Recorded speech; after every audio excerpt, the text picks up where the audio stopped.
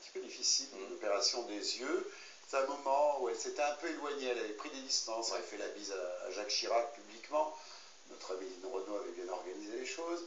Et donc, la symbolique était forte. Elle me dit, et François Mitterrand était à part, les deux seuls qui m'ont envoyé des fleurs, c'est Charles Hernu et toi.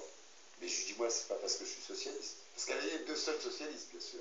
Le 21 mai 1980, c'est une image forte. C'est cette remontée, effectivement, rue Soufflot, vers le Panthéon. Elle est là, à côté de François Mitterrand, une robe rose, symbolique aussi. Oui, je pense, j'en sais rien, mais je pense qu'elle a fait exprès.